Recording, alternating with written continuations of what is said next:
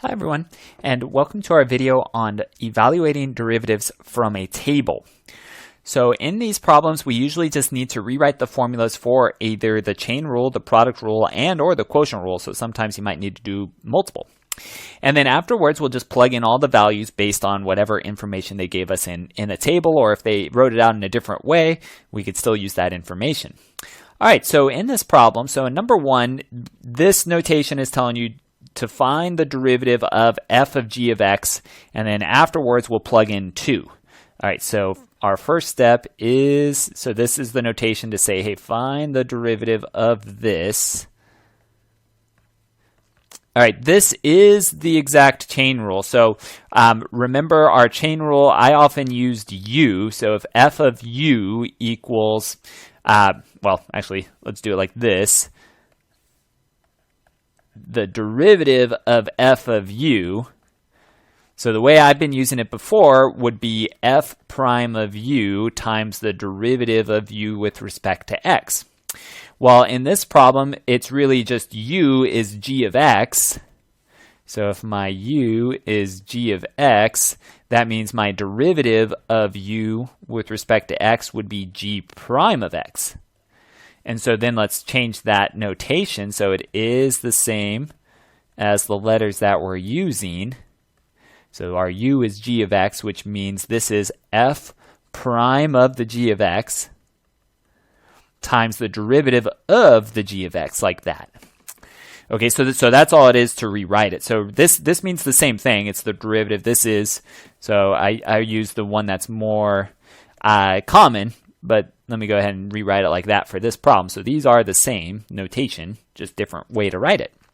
All right, so anyway, so this derivative is what I just wrote. It's f prime of g of x times g prime of x. And so now I want to plug in the 2. So now let's plug in 2. And so we'll get this becomes f prime of g of 2 times g prime of 2. And then those are in the table. So g of 2, so we'll do our order correctly. So g of 2, so here's x is 2, and then g of 2 is 4 then. So this is now, so it's just f prime of 4 times g prime of 2. Okay, so I wanted to just do that first, and then now we can find each of these. Okay, so the f prime of 4, I'm going to keep in the black ink. So f prime of 4, so here's 4 for x. F prime of 4 is that 9 then. So it's 9. And then g prime of 2, let's do that one in red. G prime of 2, so here's 2. G prime of 2 would be that negative 6.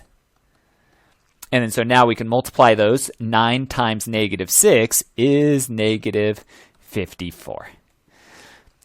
Okay, so that's it. So it's really just making sure we understand the original chain rule, however way whatever letters they want us to use, but that's it. All right, so in number 2, it's similar where they did g of x, but at x equals 5. Okay, so first thing, let's just get this by itself.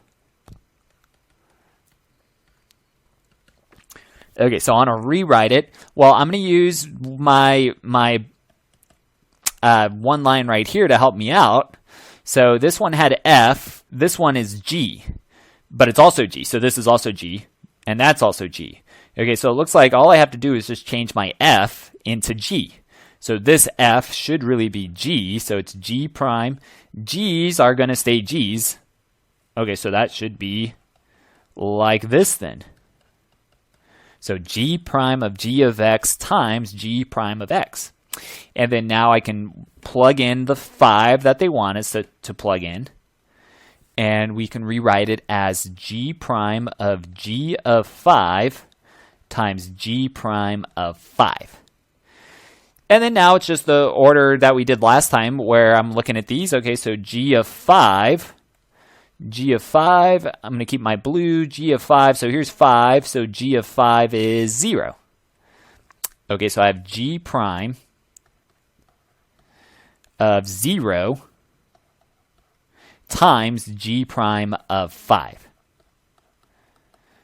All right, and then now again, I'm just going to use this one in parentheses, and the other one I'm going to do in red, and then we'll plug those in.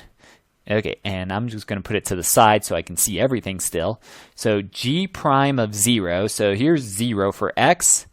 So remember, these are x values that we just plugged in. So this is that is an x, that 0. So that is an x value. I'm gonna erase that so it doesn't confuse though. So that is an x value.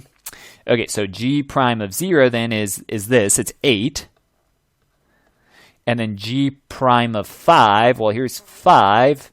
G prime of 5 is that 4. So I guess I didn't box. Let me show my, there we go. Okay, so that's 4. So I can plug that in, and we have 8 times 4. Well, that's just 32.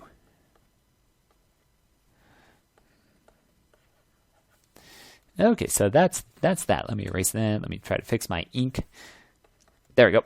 Okay, so we found it. That's it. So we just use a formula to convert it into something that lets us eventually use the values that they want us to use. All right, and then let's do one other here where we've got g of x times f of x. So this is not a composition. This is multiplication.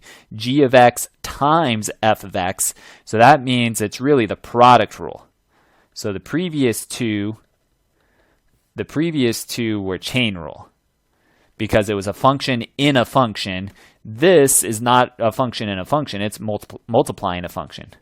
So this is, oops, I'm saying it's still, that one was also the chain rule. Function in a function, function in a function, function times a function means product rule. Okay, so we'll set up our product rule then.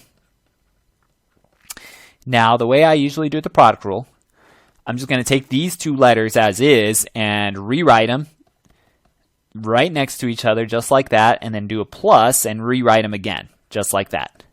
And then I just go back and put primes on alternating functions. So on the g prime I did it first, and then f prime I did second. Okay, and then so that's our rule, and then now we want to plug in the 3. So now let's plug 3 in to all of these x's. Okay, so we'll have this becomes g prime of 3, f of 3, plus g of 3, f prime of 3. Okay, and then now we can, again, use our table. It's where x is 3, so it's this. I'm just going to box this all up, and we'll just kind of plug in as we go. I don't think I need to box everything.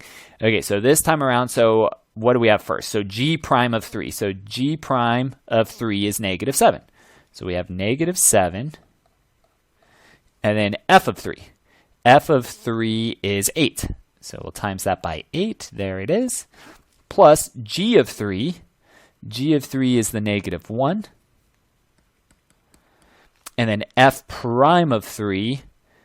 F prime's there is 5.